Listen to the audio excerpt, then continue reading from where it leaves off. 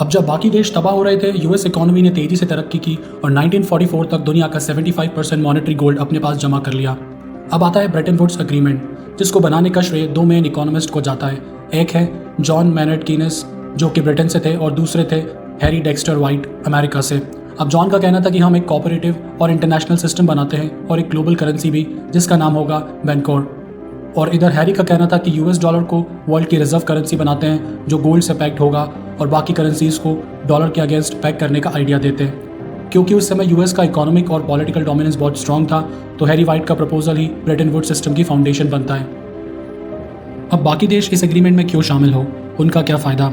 सो Bretton Woods agreement ये कहता है कि यूएस डॉलर्स को गोल्ड के साथ बैक किया जाएगा, मतलब 1 आउंस गोल्ड, जो कि अप्रॉक्सीमेटली 28.35 ग्राम होता है, उसकी वैल्यू $35 होगी। यह एग्रीमेंट कहता है कि अगर आपके पास डॉलर्स हैं और आप यूएस के पास जाते हो, तो वो आपको डॉलर्स के बदले गोल्ड दे देगा। इससे कंट्रीज़ के लिए ट्रेड करना बहुत ईजी हो गया, चाहे उन्हें एक दूसरे की गवर्नमेंट्स पर ट्रस्ट हो या ना हो। फॉर एग्जाम्पल, आप मानिए कि इंडिया और पाकिस्तान के बीच एक ट्रेड होता है, जिसमें पाकिस्तान इंडिया को पाकिस्तानी रुपए में पेमेंट करता है। अब क्योंकि पाकिस्तान और बाकी अदर कंट्रीज़ जहाँ पर इकोनॉमिक और पॉलिटिकल स्टेबिलिटी नहीं है, वहाँ की लोकल करेंसी की वैल्यू भी उतनी स्ट्रांग नहीं होती है। और मान लीजिए पाकिस्तान अपने इन्फ्लेशन को कंट्रोल करने के लिए और मनी प्रिंट करता है, तो उनकी करेंसी की वैल्यू और गिर जाती है। तो हमने गुड्स सप्लाई करके जो पाकिस्तानी रुपया लिया है, उसकी वैल्यू और गिर जाएगी। और हमें अगर किसी और कंट्री के साथ ट्रेड करना है, तो वो ये करेंसी एक्सेप्ट नहीं करेंगे, क्योंकि उन्हें पता है कि पाकिस्तान की हालत क्या है। तो हम इस पैसे को यूज़ ही नहीं कर पाएंगे।